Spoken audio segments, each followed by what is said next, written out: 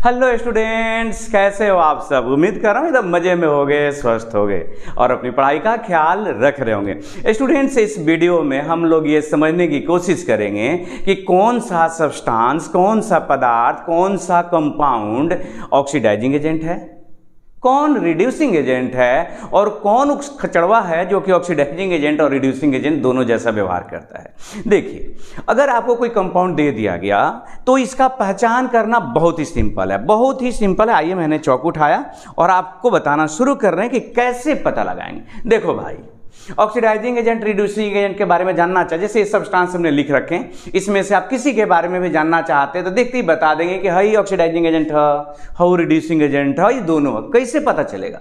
तो इसको पता लगाने के लिए आपको करना ये होगा कि ऑक्सीडेशन नंबर का कंसेप्ट रखना होगा।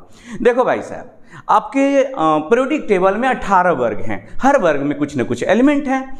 तो आपको पता लगाना होगा कि जो आपको कंपाउंड दिया गया उसका जो सेंट्रल एटम है, केंद्रीय परमाणु, माने बीच में कौन परमाणु। जैसे यहां पर देखिए, सल्फर है, क्लोरीन है, नाइट्रोजन है, आयोडीन है, इस तरह से यहां पर फास्फोरस है। तो जो केंद्रीय परमाणु है ना, माने जो बीच में बैठा हुआ है, उसका आपको ऑक्सीडेशन नंबर पता लगाना है। उसके बारे में यह पता लगाइए कि उसका अधिकतम ऑक्सीडेशन नंबर कितना होगा और न्यूनतम ज्यादा से ज्यादा कितना हुई और कम से कम घटी तक कितना हुई। बस दो बात पता लगाइए। ये कैसे पता लगेगा? तो इसको पता लगाने के लिए आपको यह जानना होगा कि पीरियोडिक टेबल में वो कहां का निवासी है, कौन से वर्ग में रहता है। एग्जाम्पल के तौर पे अगर बात करें सल्फर का, तो सल्फर कहां का भाई? वर्ग 16 का एलिमेंट है। अगर हम बात करें कि जो सल्फर है कहां का है? 16 है। तो जो 16 है इसको रोमन में 6A कहते हैं। बात करें अगर फास्फोरस लिखा हुआ हमने, तो फास्फोरस कहां है भाई? अरे बोल दो यार, 5 का है, 5A का है। अगर क्लोरीन है, आयोडीन है, नाइट्रोजन लिखा हुआ तो ये भी तो उसी का है ना, वर्ग 15 है, 5A। और क्लोरीन है, आयोडीन है, ये कहां का है? तो ये है 17, मतलब 7A। तो देखिए, किसी भी परमाणु का थ्योरी दिमाग में नोट कर लो यार, किसी भी परमाणु का अधिकतम माने मैक्सिमम ऑक्सीडेशन नंबर उसके वर्ग नंबर के बराबर होता है। जितना बड़ा वो वर्ग, अच्छा वर्ग कौन? तो रोमन में। इसका मतलब कि सल्फर का किसी भी कंपाउंड में अधिकतम ऑक्सीडेशन नंबर कितना होगा? +6 होगा।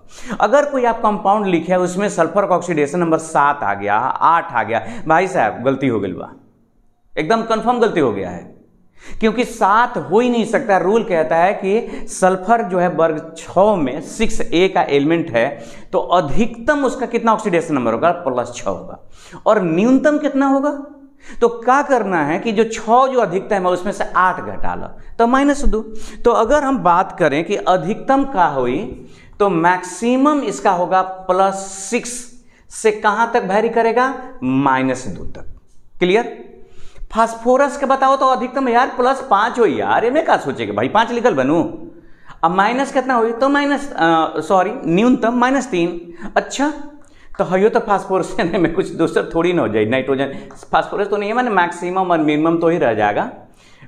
क्लोरीन के, क्लोरीन फ्लोरीन, ये तो वर्ग 17 का सब एलिमेंट, तो अधिकतम +7 हुई और न्यूनतम कितना हुई भाई? तो -1 हुई। घटा लिया ओकरा के कौन सी में से 8 घटा दी तो निकल जी। अब आइए, यह बात याद रखिएगा, ये बहुत महत्वपूर्ण बात हम आपको यहां बताने जा रहे हैं। क्या याद रखिएगा कि ऑक्सीडेशन, देखो ON माने ऑक्सीडेशन नंबर, ऑक्सीडेशन नंबर का बढ़ना रिड्यूसिंग एजेंट कहलाता है। अपचायक याद रही, बोल लो, ऑक्सीडेशन नंबर बढ़ी तो ओकरा के रिड्यूसिंग एजेंट कहल जाई। अगर ऐसा स्थिति हालात हो गई कि ऑक्सीडेशन नंबर बढ़े के बजाय घटी, बढ़त नहीं कि ऑक्सीडेशन नंबर बल्कि क्या होता? घटता, तो ऑक्सीडाइजिंग एजेंट ओकरा उल्टा ऑक्सीडाइजिंग एजेंट माने ऑक्सीकारक हो गई।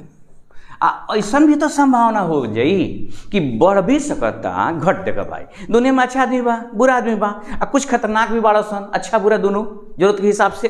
तो ऑक्सीडेशन नंबर अगर बढ़ेगा तो रिड्यूसिंग एजेंट, अगर घटा तो ऑक्सीडाइजिंग एजेंट। अब बढ़ने घटने दोनों की संभावना अगर आ गई कि ऑक्सीडेशन नंबर आपको दिखा रहे, सब समझ में आएगा। तो ये हो गया OA माने ऑक्सीडाइजिंग एजेंट अब plus as well as reducing agent. संक्षेप में लिखा ऑक्सीडाइजिंग एजेंट और रिड्यूसिंग एजेंट ये दोनों होगा। एकरा के कैसे समझल जाओ, एना ध्यान दो। मान लो ये पोल है एगो, आ ये पोलवा तर एगो व्यक्ति यहाँ खड़ा बा। अच्छा, एगो है पर चढ़ के बैठल बा हेजा, आ एगो है बीच में बाड़ा सा, 3 गो बाड़ा सन आदमी के सोचे के बा। तो हेकरा लगे का ऑप्शन बा, है ऊपर तो जगह बाना तो ये नीचे आई, तो ऑक्सीडेशन नंबर जो मैक्सिमम टॉप पर पहुंच जाई तो घटबे न करी कोनो अभिक्रिया में भाई, तो हई ह ऑक्सीडाइजिंग एजेंट ह। हेकरा तो नीचे अब कहाँ जाए, जमीन के नीचे कोड़ के थोड़ी ना घुसी, तो ये केवल ऊपर जाएगा, तो ये है कौन चीज, तो रिड्यूसिंग एजेंट। ऑक्सीडेशन नंबर बढ़े की संभावना आ हई भाई वाह ऊपरों जा सकता, जरूरत के हिसाब से नीचे आ सकता, तो ऑक्सीडाइजिंग एजेंट आ प्लस रिड्यूसिंग एजेंट।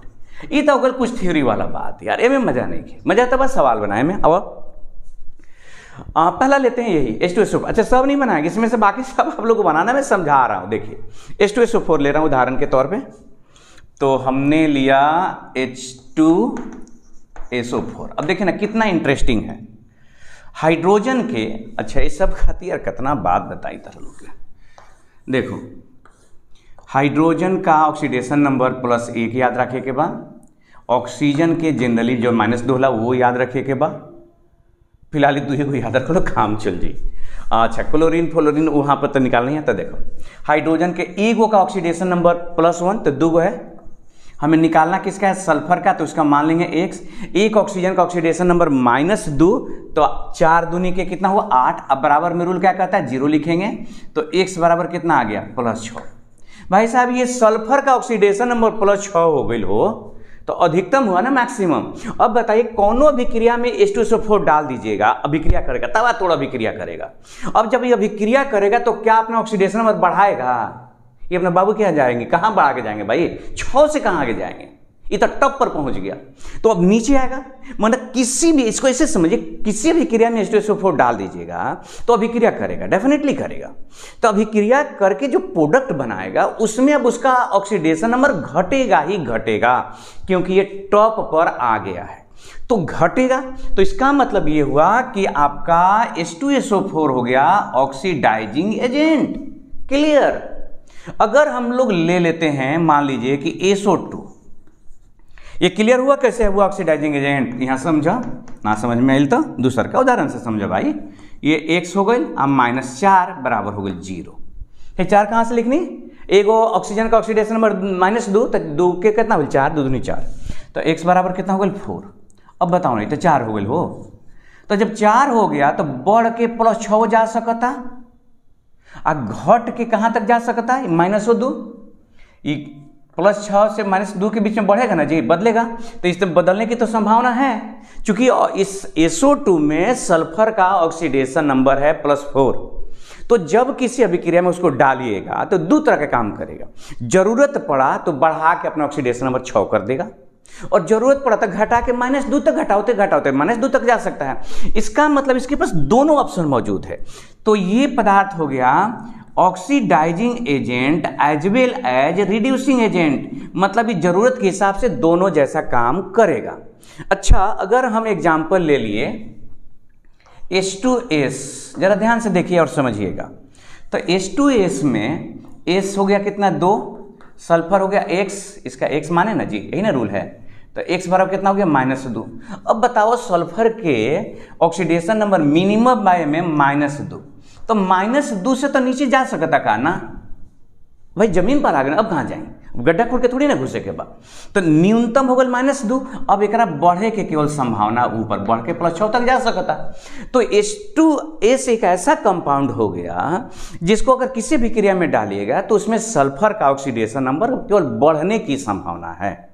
बात समझ आई आपको, केवल और केवल बढ़ने की संभावना है। तो जब ये बढ़ी अगर ऑक्सीडेशन नंबर, तो बढ़ के कहां तक जाए, +6 तक जाए, तब बढ़ी कि ना बढ़ी, बढ़ी नू। तो अगर बढ़ रहा है तो इसका मतलब ये क्या हो गया, ये हो गया आपका ऑक्सीडेशन नंबर बढ़ने वाले सब्सटेंस को बोलते हैं रिड्यूसिंग एजेंट। तो H2S कौन सी होगा, रिड्यूसिंग एजेंट। एकरा के जल्दी से तार लो नोट कर लो, कम से कम भाई सब बहुत इंपॉर्टेंट पॉइंट बा। एक आध को और इसमें से चेक करके हम लोग देख रहे हैं कि कौन ऑक्सीडाइजिंग एजेंट है और कौन रिड्यूसिंग एजेंट है और कौन दोनों जैसा काम कर रहा है। एग्जाम्पल के तौर पे हमें दोनों के चेक करके चाहते हैं, HNO3 और HNO2 के कि का हुआ सन। मिटा देते नहीं, नोट कर लिया आप लोगों ने, चलिए ओके। देखिए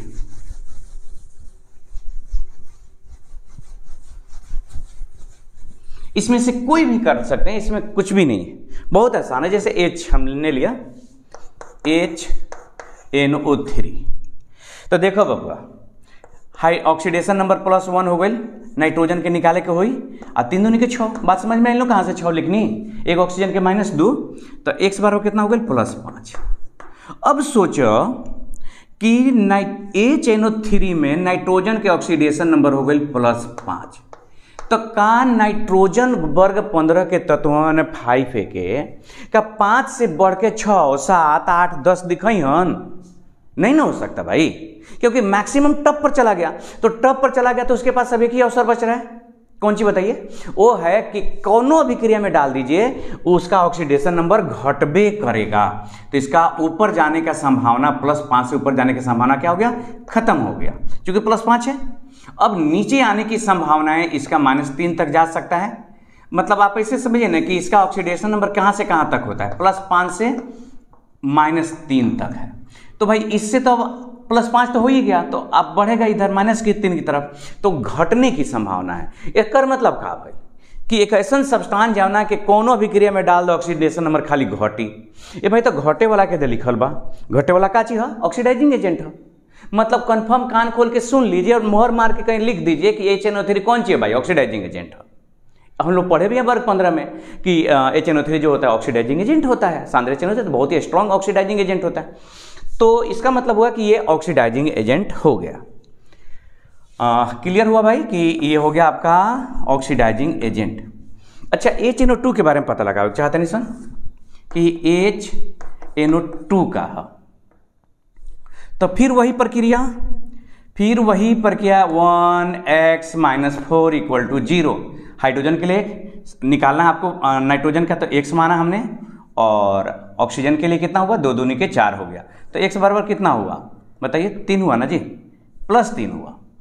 तो प्लस जब 3 हो गया तो ये बढ़ करके +5 तक जा सकता है और घट करके कहां तक जा सकता है, -3 तक जा सकता है। तो बीच में है ना +3 है, तो ये इधरों आ सकता है और इधर भी जा सकता है। मैंने +3 से ऑक्सीडेशन नंबर जरूरत पड़ी तो बढ़ा के +5 करी, अब मौका मिली तो घटा के क्या करी, -3 करी। इसका मतलब क्या हुआ कि ये नाइट्रिक एसिड एक ऑक्सीडाइजिंग एजेंट है, जबकि नाइट्रस एसिड है ना जी, तो nitrous acid oxidising agent as well as reducing agent, ये दोनों जैसा काम करेगा। तो ये हो गया oxidising agent and reducing agent both, ये दोनों की तरह काम करेगा, act as oxidising agent as well as reducing agent. मतलब कि ऑक्सीकारक और कारक अपचायक कहते हैं ना जिसको, दोनों जैसा व्यवहार करेगा, गुण दिखाएगा। मैं समझ रहा हूं कि अब इसमें से कोई भी अगर आपको अब दिया जाए तो आप इजी वे में बता दीजिएगा कि ये ऑक्सीडाइजिंग एजेंट है, रिड्यूसिंग एजेंट है। ये बस सिंपल से ही तरीका अपनाइएगा तो बच गया। जितना हमने इस पर नहीं लिखा आप सभी लोग उसका क्या करेंगे, तो उसको बनाइए और बना करके कमेंट में मुझे बताइए कि कौन पदार्थ ऑक्सीडाइजिंग एजेंट है, कौन रिड्यूसिंग एजेंट है। थोड़ा बहुत अगर कहीं आपको लगे कि यार अपवाद वाली बात है क्या कुछ, तो उससे भी मेंशन करिएगा। और अपना ख्याल रखिएगा, हंसते रहिए, मुस्कुराते रहिए। हमेशा की तरह कहेंगे कि पढ़ाई सर्वोपरि है, उसको सबसे ऊपर रखना है। आपकी हंसी जो है वो आपके ज्ञान की वजह से है, तो हमेशा हंसना है ना, तो पढ़ाई करना होगा। धन्यवाद।